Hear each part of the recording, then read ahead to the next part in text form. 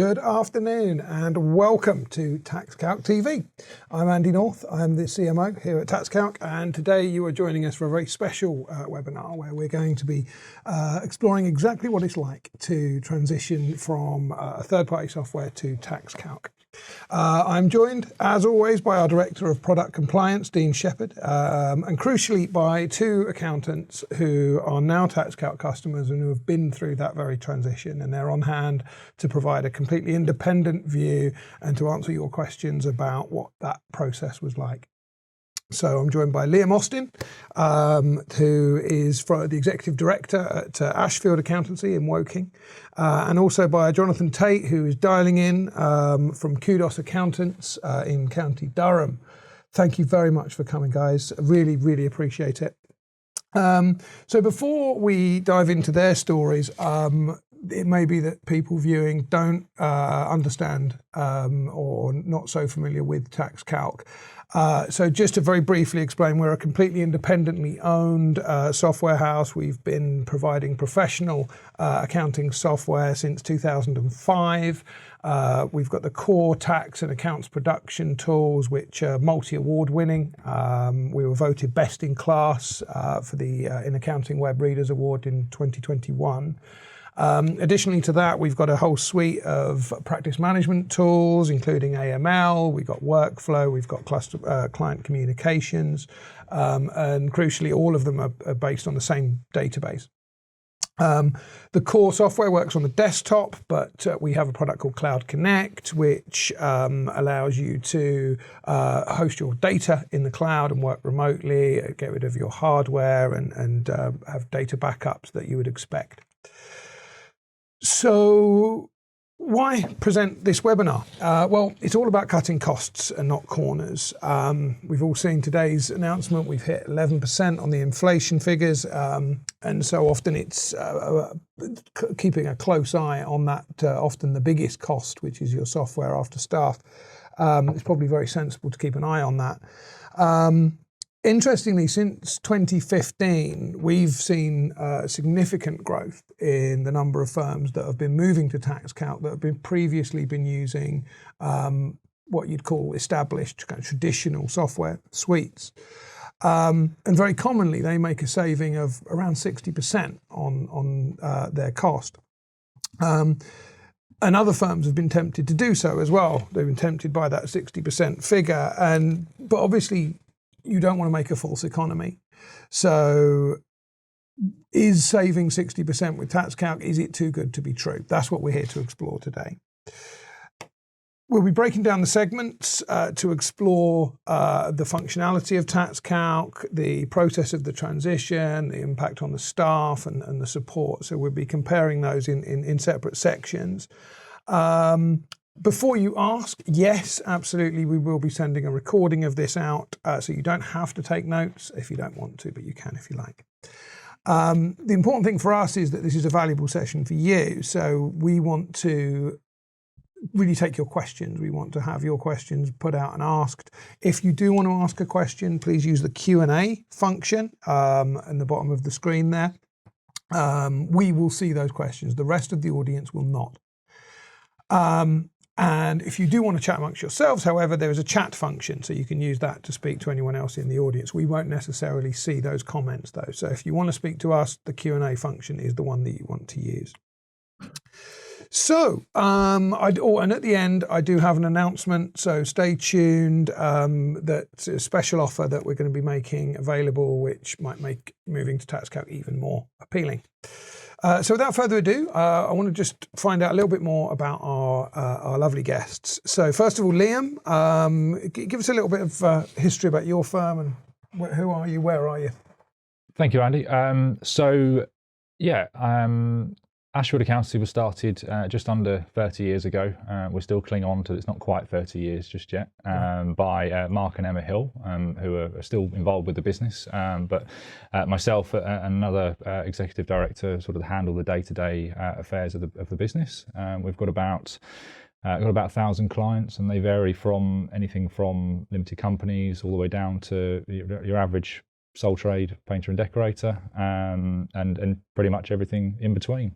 We've got quite a variety of trusts and estates that we do a lot of work for with regards to sort of local solicitor firms as well. So yeah, very interesting work. So how many staff have you got there? So we've got 14 staff in all. 14 staff. Yeah, so a variety of, we've got a couple of admin staff, we've got a sort of facilities manager and the rest of them are sort of between accountants and people that prepare tax returns. Okay. Fantastic, thank you. And Jonathan, same question to you. If you give us a little bit of an idea of the scale of your firm and where you've come from. Yeah, so our firm started Kudos Accountants 9 years ago now. We did start off in the Surdax Accountant franchise, and then recently in May 21 we left the franchise to build our own brand, basically. Roughly the same, to be honest. We've got roughly about 1,200 clients altogether, around about 25 staff made up of accountants, tax advisors, payroll, and then obviously support staff, admin and things like that. Yeah, and we've got a building in Newton Aycliffe, County Durham, and yeah, it's been a good growth. Awesome. Thank you. And thank you once again for joining us, guys. So I'm going to go over to Dean, who wants to open with our first poll. Dean? Yes, I shall make this poll live for everybody now. There we go. So if you've not been on one of our webinars before, you should see in the console that you've got an option there for chat, questions and polls. So if the poll hasn't popped up in front of you, just go and click on that polls option down towards the right of your browser window. And really, although this session today is about IT and software costs in particular, I'd be interested to find out what costs you are finding are rising right now in your firm that is perhaps presenting you with a bit of concern. So we've got staff costs, premises costs, IT and software costs, marketing costs, insurance, or something else. If there are other costs that you are seeing rising quite steeply right now in your practice, then pop those in the chat. Liam, out of those options, what do you think is the kind of hitting you or what concerning you in your practice at the moment? I think at the moment it's going to be staff costs, really. I think I'm sure that everyone can appreciate we're in a cost of living crisis, and because of that, what you're seeing is that people are looking for higher wages. Not to mention that it's pretty difficult to find staff at the moment as well, mainly to a variety of factors over the last couple of years. But what we're finding is that people are looking at more, and the people that are coming in are wanting more than probably they ever have done in the past as well. So there's only one way to deal with that, and that's prices going up. Yeah. What about you, Jonathan? Does that reflect similarly in your firm, or are you seeing other things? Yeah, definitely the same up here. Staff costs are increasing. Obviously, minimum wage is increasing, meaning that other staff want more money on top of that. Another thing is overheads as well, electricity bills and things like that. So yeah, you've got to keep a monitor on the overheads as well as the staff. Exactly what was said previously. Great.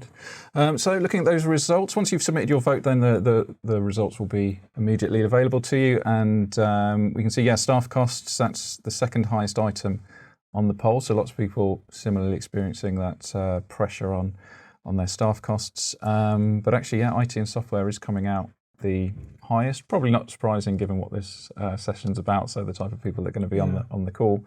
But yeah, certainly higher than any of the other items on the list. 60% of people there. So that does segue nicely into the next section. So we want to talk about costs of software and what you guys were using. So Liam, do you want to just give us a little rundown of the software that you were using and just an idea of the kind of costs that you were spending?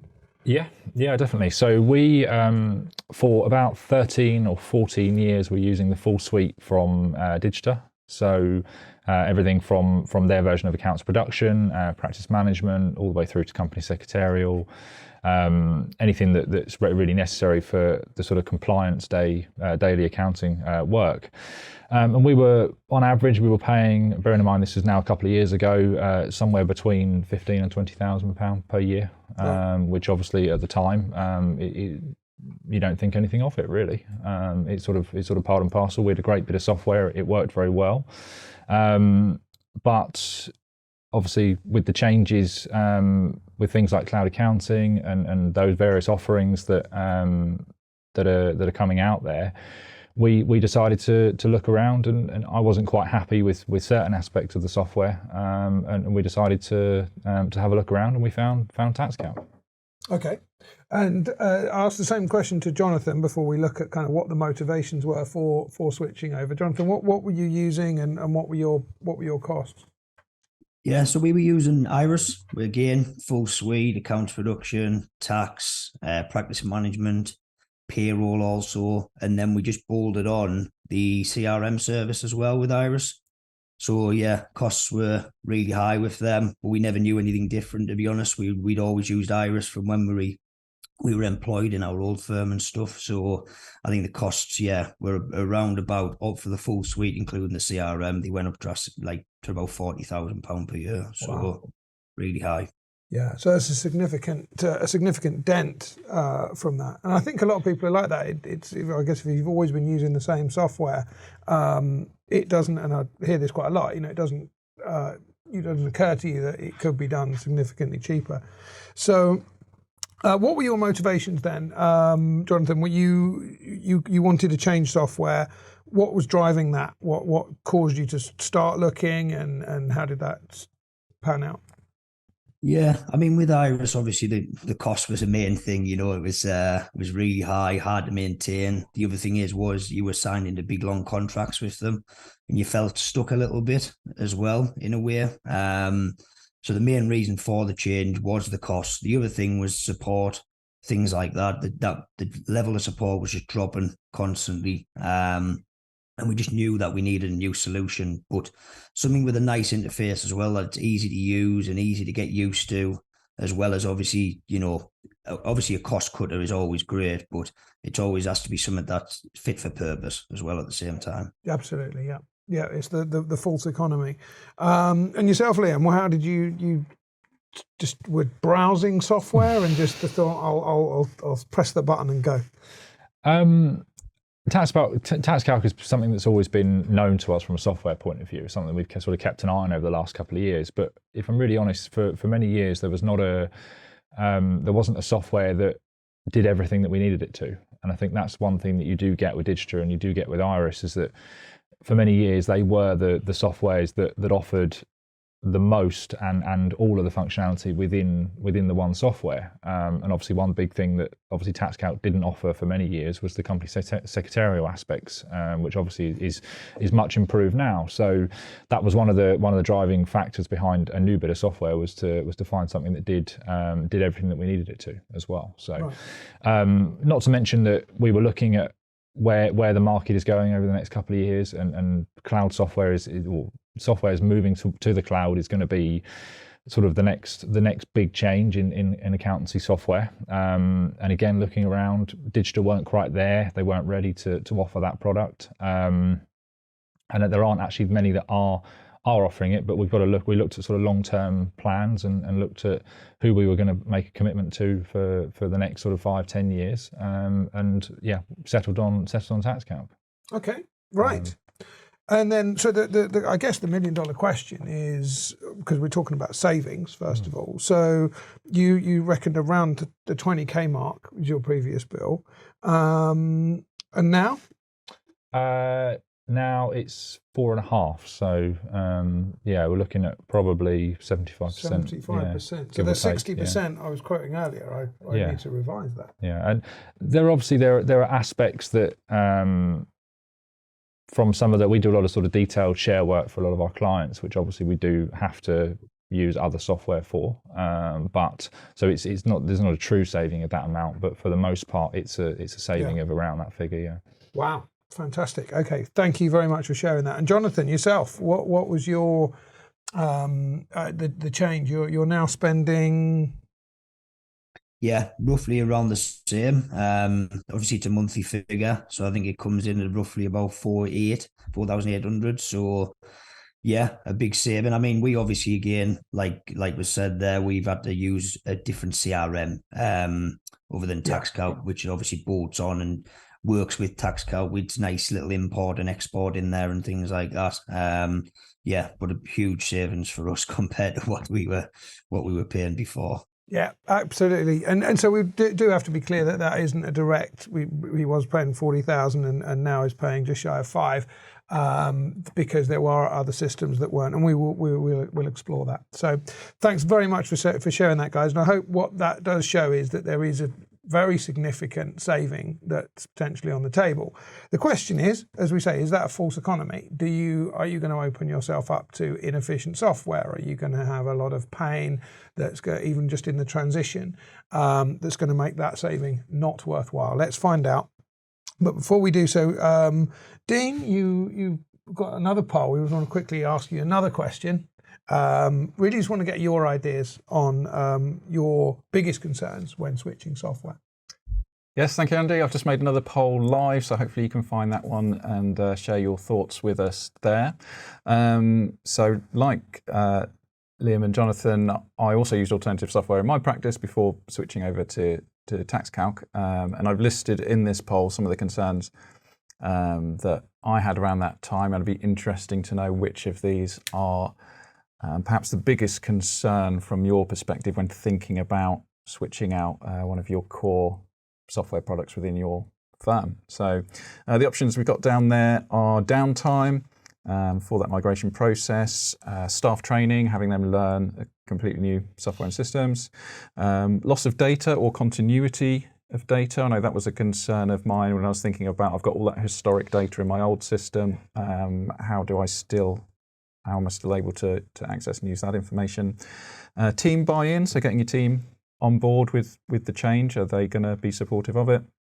Any issues there? Security, always a consideration, particularly now with the prevalence of cloud applications on the market, and loss of functionality, which I think it's one of the items we're going to come on to shortly with Liam and Jonathan. When no two products or no two suites are going to be identical, there's always going to be gains in some areas and losses in others.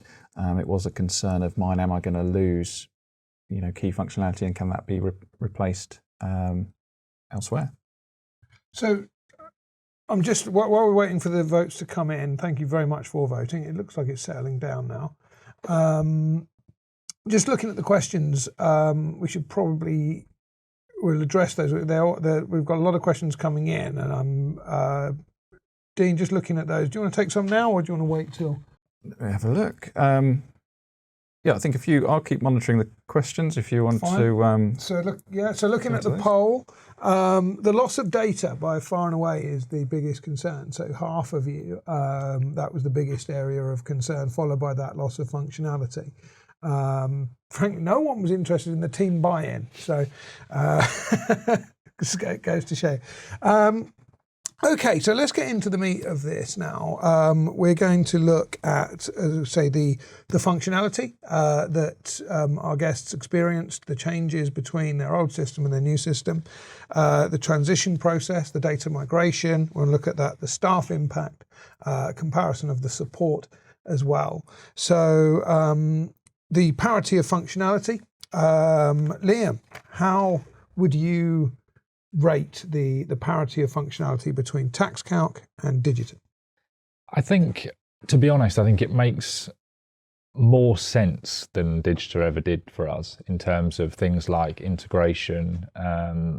Obviously, the fact that it's all the platforms, all the programs within TaxCalc are built into one suite, so you don't have the integration issues. You know that if you're going to change something in Practice Manager, it's going to appear through into accounts production, and vice versa into tax return production. So that was our biggest problem with. One of our biggest problems with Digital was that because it's a multi-module system, that the programs are all individual in their own right, that if you change something in Practice Manager, you had to be 100% sure that it was pulled through into one of the other programs. So I think for us, logically, it makes sense. It works very well. Aspects like the simple forms aspect of tax return production, actually simple step, yes, sorry, yeah, works great, really, in terms of actually how to go through and enter the data and actually ensuring that stuff is entered into the right areas, and it sort of it kind of dumbs down the actual HMRC version of the tax return. Really, Right. I guess is probably the best way to describe it. So it kind of puts it into a more an easier to use or easier to interpret way of putting the data in. So. We should use that as our new strapline, dumbing down Maybe HMRC. you should, yeah. Since I'm not sure they'll be very happy with that, though. But maybe avoid that. So is there anything that you miss? Is there anything that you feel that you don't have now? The only thing I would say is on the company secretarial side. I think that's really for us. We do a lot of share work for our clients, and obviously TaxCalc caters for the core aspects of that, but some of the other aspects are not catered for, and we use alternative software for that. Right. Whereas before we used to do all of that within the one software. Okay. And again, things like producing small things like producing dividend certificates and aspects that we have had to go through, and obviously we can do by uploading letter templates and do it that way, but these are all things that sort of we already had access to with Digita as an example. Okay. But it's not; these are very small things. It certainly doesn't outweigh the overall user experience and how much better that is for us as well. So it was largely a like for like when you changed over. I mean, we don't use the TaxCalc for areas such as time management and billing, because we have alternative software that we built ourselves for that. Yeah. So those aspects I obviously can't speak to. So I don't know if that would have been a bigger change for us than, because we didn't use that with Digita either. Right. We were using the billing, but when we got to the end of our sort of tenure with Digita, we'd also drop that at that stage as well. So. Oh, I see. So you've got your own. I know Yes. you've got that, which is for sale. Do you want to give it a plug? No. So, Jonathan, yourself, the same question. How would you compare the functionality of TaxCalc to Iris? Yeah, what Liam was saying there with the simple step tax return. Obviously, with Iris, you're having to go in and you'd have like a drop down menu, and you click the top, and you'd have to go and find that section. Whereas obviously with the simple step, you're just working your way down, and it sort of like prompts you and reminds you about, what was in last year with the green ticks and things like that, which makes it so much easier for people to try and follow last year's tax return and things like that. I think obviously one thing again, what was mentioned there, the company secretarial, we use that heavily in Iris with the dividend certificates and things. But another one was fixed asset register. Now, obviously, at first we were a bit worried about, but what actually happened was as soon as we started evolving into the cloud using Xero, we just started using Xero as fixed asset register anyway. So in the end, it actually didn't become like a big miss that we thought it was going to be. But overall, the functionality, the syncing and if you do it something on a tax return, your turnover increases and you can sync that to the client record. So you've got a record of that in the practice management and things, all that sort of stuff's it's been great. So is there anything that you would miss or you consider that you kind of wish you had back?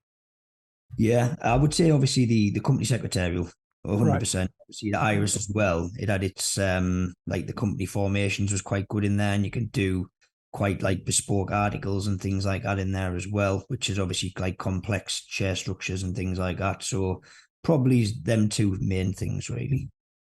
Cool. Okay. Well, thank you very much for sharing that. So it does look like there is a kind of like for like, potentially if you do need to supplement an area, it sounds like the company secretarial is where that's happening. We have had a couple of questions, Andy, on some of those functional comparisons that I think in the interest of openness, it's worth answering those while we're talking about the functionality. So we had questions about 2 and 5 year averaging for farmers.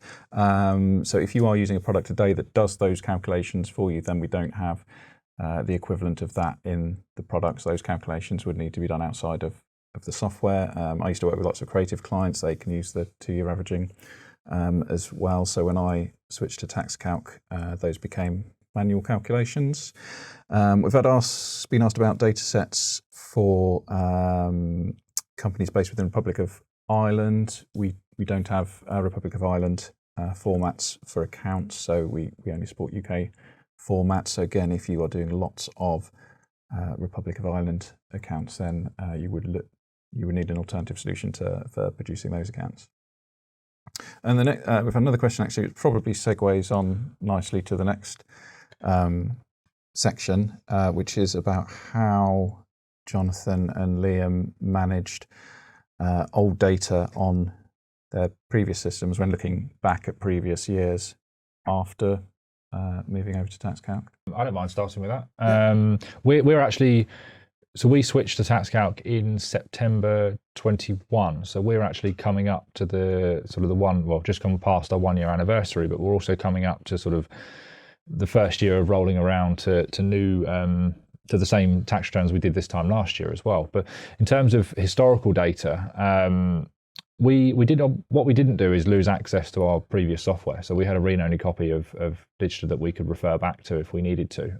But in terms of things like TBs from last sets of accounts that were filed through the migration process, we had the opportunity to pull those out of Digita and actually have them ready to be imported. And actually, I made the decision of not putting them in bulk because I wanted the staff to have the practice of actually entering some of those TBs in as a starting point when we started with TaxCalc in September. So what we could have done is had all of those TBs imported directly by the person who did the migration for us, but I saw it as a sort of an extra bit of training really, to try and get people sort of used to the codes and used to entering, and actually got them to sort of put them in manually. Interesting. So we provide a migration process as when you move to TaxCalc.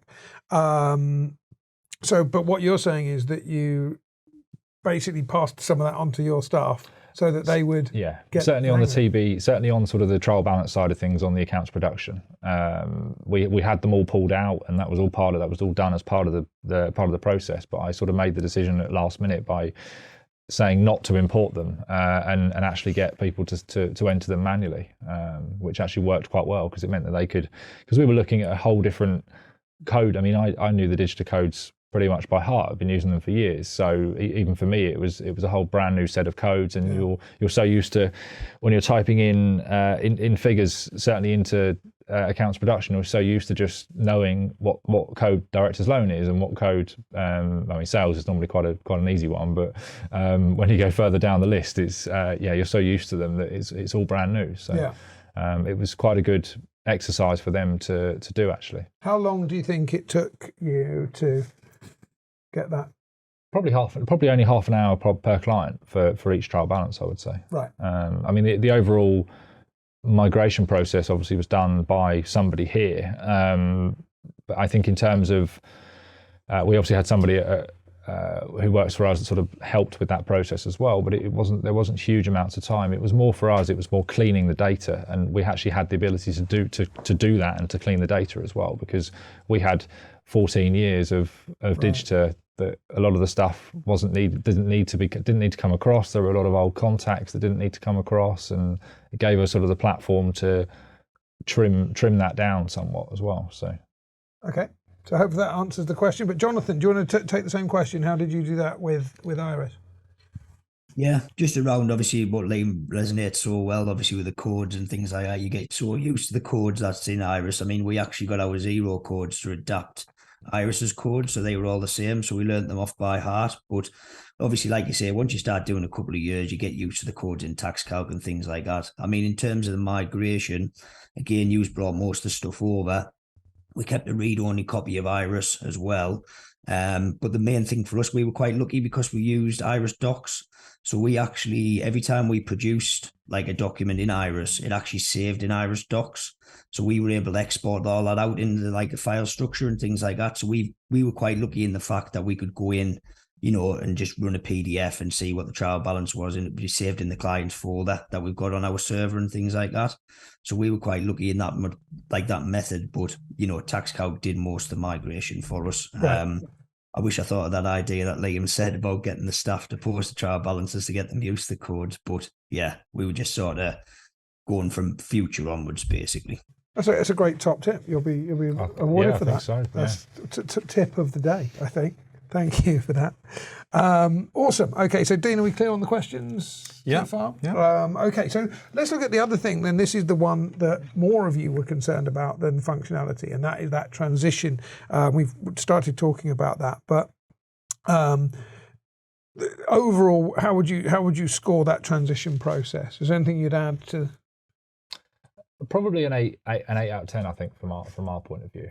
We had some big concerns because when we moved to digital 14, 15 years ago, it was a disaster. It's probably the politest way of saying it. There was a lot of time that was lost. There was a lot of things like rounding issues. There were a lot of staff training that needed to be done.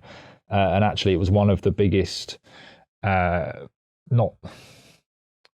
probably hindrances on moving forward with this process this time around. And we obviously had some assurances, and I said to Mark that it was going to be okay. So we were sort of let free with it, really, and it panned out okay, which is good. So, but in terms of the migration process itself was relatively straightforward. It took a lot longer than I expected it to, and I think certainly than the initial conversations I had with one of the guys here, that we were looking at maybe 10 days at the most, and I think it was about 4 weeks until it was done. Right. But I think that was more the fact that we were trying to clean the data at the same time that was causing that problem. So I see. I don't think it was necessarily an issue from obviously this point of view, but from TaxCalc's point of view. And again, we actually did another migration software process from another bit of software in April this year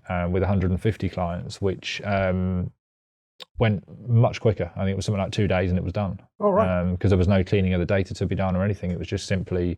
Who was that from? That was... it was BTC. Okay. And we had that was an additional amount of clients that came into the practice in April. So so we that process was really quick, and it was done probably a day and a half, 2 days, and they were all in there. So. And just because you are using the Cloud Connect, we are. Database. Yes, we are. So yeah. You're able to. So that's in the cloud.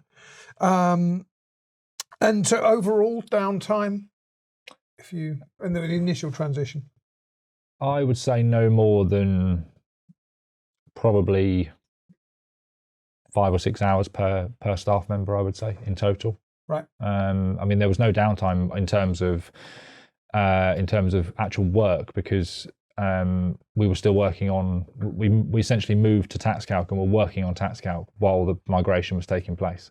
So there may have been half a day where we couldn't use either of them, but we were using one or the other throughout that process. So okay. And what we were doing was just replicating for a period of time. I think we were replicating on both softwares, where we'd had a cut-off point from digital where the migration process had started, and then everything from then on was on TaxCalc moving forwards. So it took longer, but downtime was minimal. Relatively, yeah, much less than I was expecting, and certainly much less than we had previously, going back years. Okay, awesome, thank you. And Jonathan, same question to you. What was your downtime like? What was the actual process? How did that go? Yeah, process was straightforward. Like I said, we were quite lucky on the migration side of things, so I would give it, a solid 9 out of 10. Not really much downtime, really. Obviously, I would say the downtime is around, training staff on the new software and getting them used to the way it works and things like that, and just checking a bit of information. I mean, probably total downtime a week, 2 weeks, I would say, across the practice, just to make sure everything was perfect in there. But apart from that, literally was just training the staff and making sure that they knew what they were doing on TaxCalc going forward, really. And was that what you expected? Is that the... Yeah, to be honest, I expected longer. I mean, obviously, I've never done a migration from one software to another. We also bought a practice and we had to migrate again from Iris, because he used Iris as well. So we migrated across into TaxCalc, and that was, again, a lot quicker, because it was a smaller bank of clients that was moving over. I mean, to be honest, I was expecting, a month sort of thing to say get it perfect and get it set up correctly. It probably took a bit longer to get our CRM, what's not in TaxCalc, set up a bit better and how we want it to work and get the workflows right. But TaxCalc itself was pretty quick, yeah. Awesome. Good to know. And so, and just to be clear, the CRM that you're now using is It's Glide. Glide. Okay, Yeah. so you're using that and supplementary to run the firm. Yeah. Okay. How are we doing for questions, Dean? Or you seem to be typing away and eagerly. I'm ploughing away. Just- There's some quite specific questions, so I want to make sure I answer all of those. So I'm Please, if you're going to keep the away. questions coming, Dean's not sweating yet, and I quite like it when he gets quite on edge. Okay, so now when we run the poll, let me just refresh this. I think the question was about team buy-in. There were a number of people were interested in the staff training side of things, but team buy-in, it has shown up. One person has voted for team buy-in. I think it's quite an important aspect, really. Yeah. Mainly because depending on the type of staff that you've got for you, they quite often working for you. It was one of the issues that we looked at was a lot of the staff have been used to digital for so long, and they were used to doing things in a particular way, and a lot of people are resistant to change. So just describe the initial, you announce, right, we're going to be changing, we're going to be moving from digital to TaxCalc. Or were they involved in the process? No, I mean, they knew it was happening. Right. They knew when it was happening.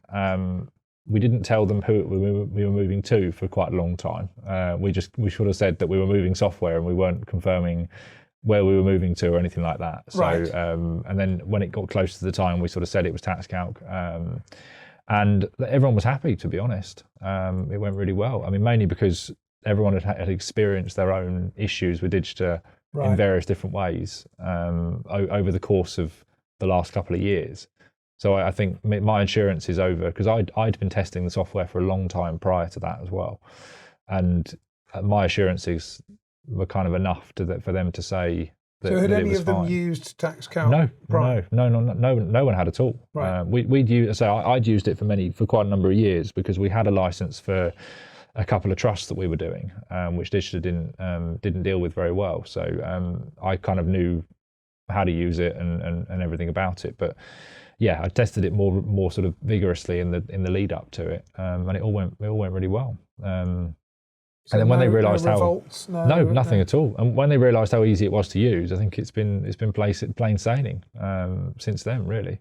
Fabulous. I mean, we had 2 training sessions. We had one for the whole sort of team that sort of did an overview of the programs, and then we had a second one which was more of an admin focused back office, all the reporting aspects and the data mining and things, because those are aspects that we didn't.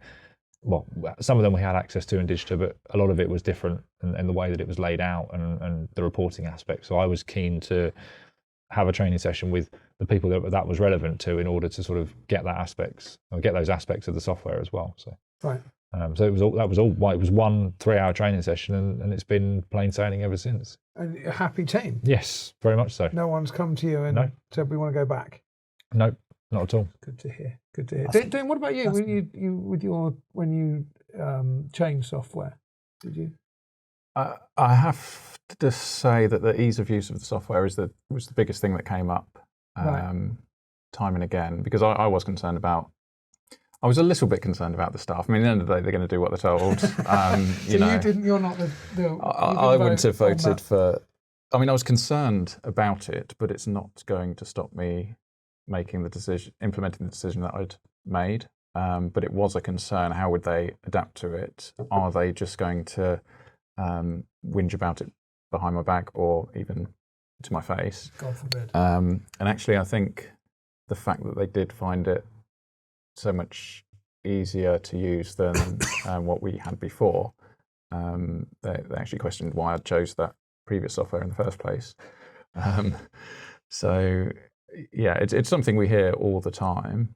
And having worked at other software companies, lack of intuitiveness and having to pay for training every time a new product is taken on is a big factor with some of the systems. So yeah.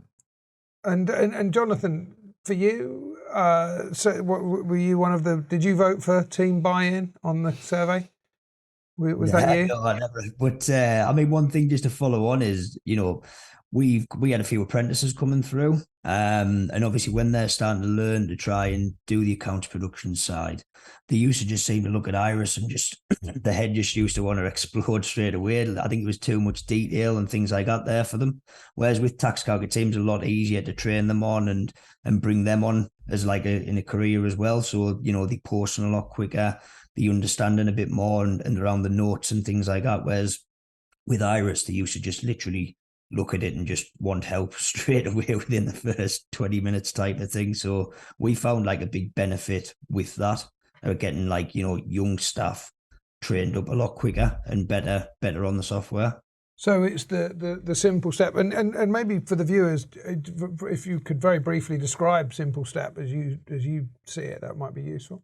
Yeah, I mean, simple step is just literally if you're going down a tax return, you just go employment, and then you say how many employments have they had, and then it just takes you through them employments to make sure you fill them all in. Is there any self-employment? Just tick boxes, and then when you tick them, it opens up that section within TaxCalc, so literally self-employment.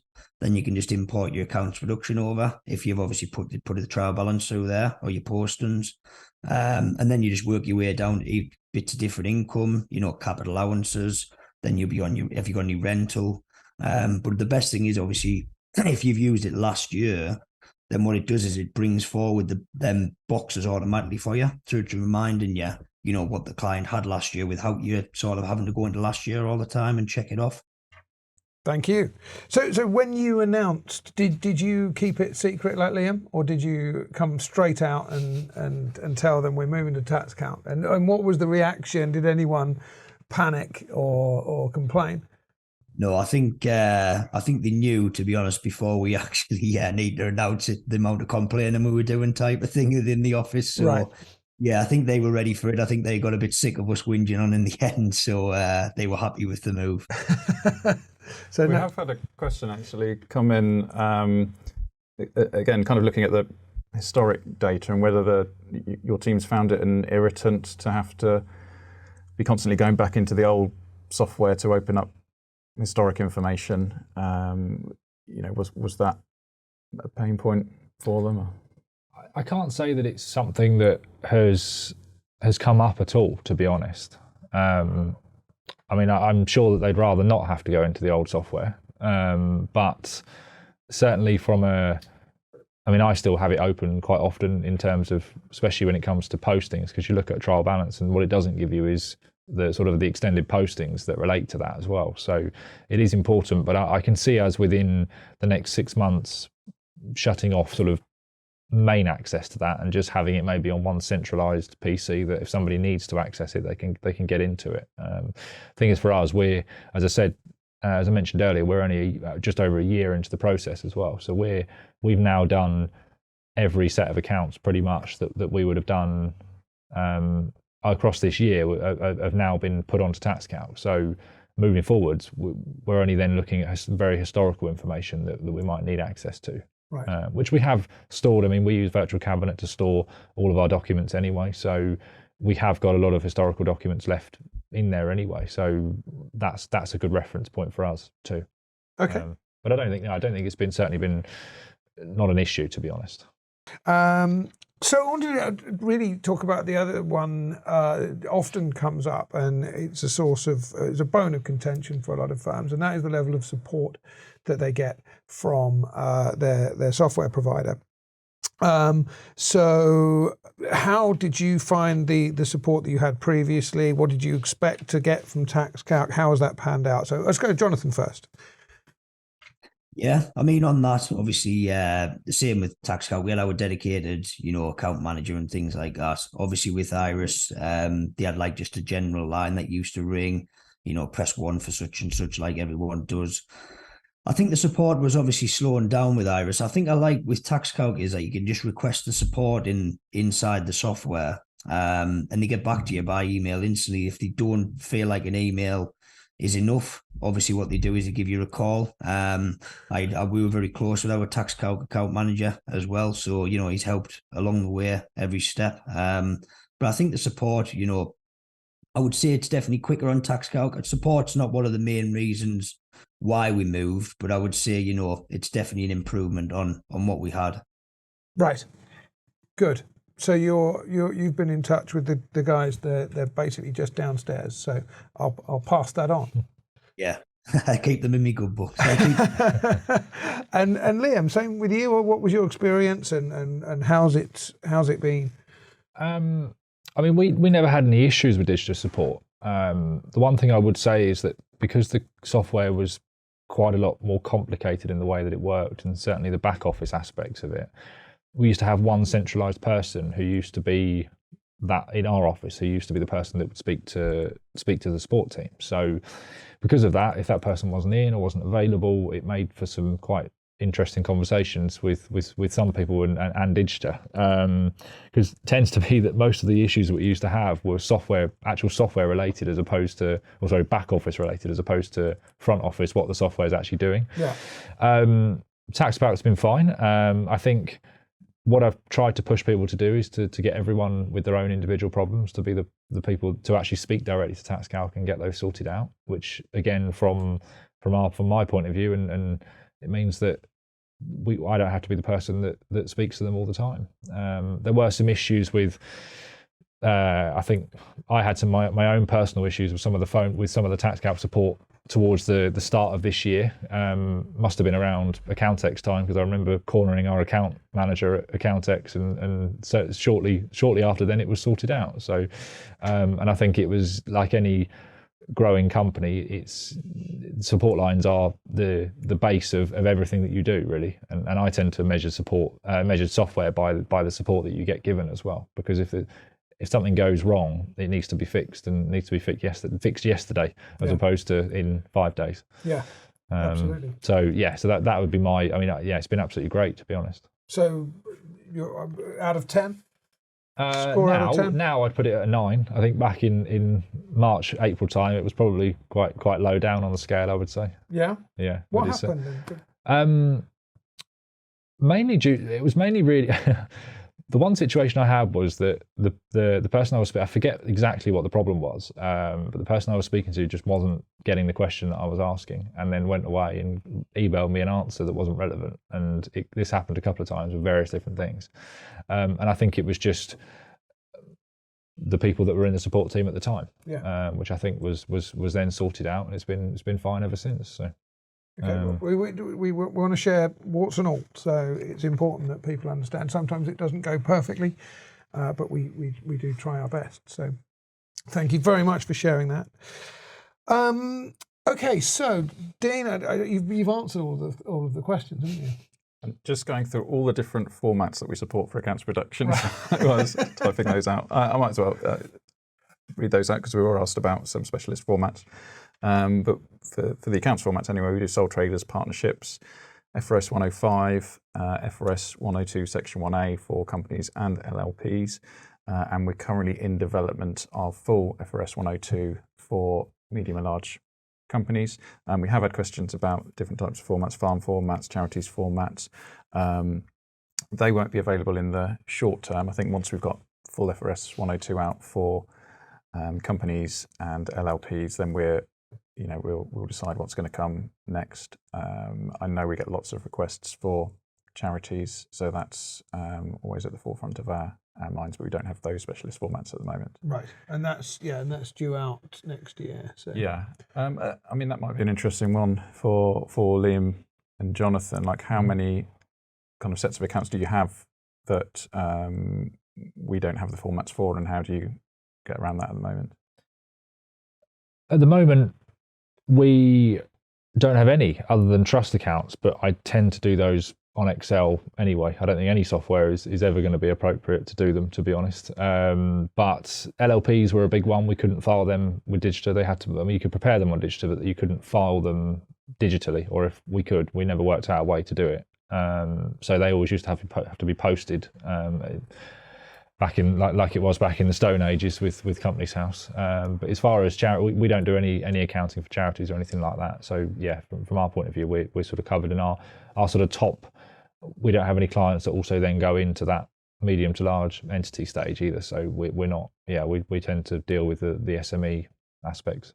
Right. Would you, I mean, is that a proactive choice that you've made to not do that, or have you just avoided them because they're? No, I mean, for us, it's not our target market, I would say. Right. When you get to that level of client, you also need a lot more staff and a lot of the infrastructure to be able to deal with a client of that size as well. So yeah, different kind of business. Yeah. Jonathan, what about yourself? How would you respond to that question? I would respond exactly the same as Liam. We don't do any charities. We again choose not to do any FRS 1 or 2. We have a couple of like clubs, like association, working men's clubs and things like that. So we sometimes have to export that into like a Word and just fiddle about a bit with that. But apart from that, there's nothing that we can't do in TaxCalc, to be honest. Fantastic. Well, thank you very much. So we've really explored, I think, unless anyone else has any more questions that Dean hasn't already jumped on. If you post any questions that you have, post quickly. We're going to go through to our final poll. Dean?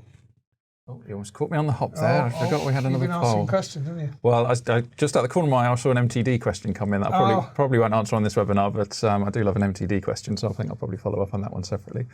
Yes, so final poll. If I published that, I think I've made that live, yeah. Just a quick one really. Just how likely are you to switch from a core software supplier in the next 6 months? So I guess either have these guys put you off switching completely, or are you now thinking, the water at TaxCalc is lovely, let's dive on in? Let's dive in because it's warmer than you think. And I've got to say, Dean, when someone posts a question that ends, "What are your thoughts on MTD for it?" and you've managed to not just lose yourself in that, I'm impressed. Well done. That's restraint. I feel like we should just carry on for another hour and do an MTD. Shall we? Yeah, why Just not? Straight through. Rangit, you've got to know. Don't do that to Dean. You won't see him again. Fantastic. Well, thank you very, very much to our guests, Liam Austin and Jonathan Tate, and Dean, once again, who's always by my side. It's been very interesting to hear what everyone has said. I hope that if you've been watching that and you have been considering looking at an alternative software, that's given you some confidence that the actual process of transition, I think the impression has been largely very positive. So if that gives you confidence, please give us a try. Now, I did promise you an announcement about a special offer, which I can reveal. If you switch to TaxCalc before the 31st of January 2023, we are offering a full 3 months for free. And that's all for new clients only. And that's on the unlimited licensed product. So it doesn't, unfortunately, include the e-sign envelopes that we do, or the AML searches, or the company formations, but it does apply to the tax, to the accounts production, and to the tax and corporation tax at the unlimited level. Orders must be more than £1,000 and made by the 31st of January 2023. So it's effectively a 25% discount. If you are interested, please email the sales@taxcalc.com address. We will also be sending out an email to confirm that offer and give you some more details within the next couple of days with a recording of this video so that you can watch it again should you want to. Once again, I want to massive thank you to Liam, massive thank you to Jonathan. I really appreciate you coming in. I hope that's been useful to you, and we hope that you will come and join us at TaxCalc very soon. Thank you.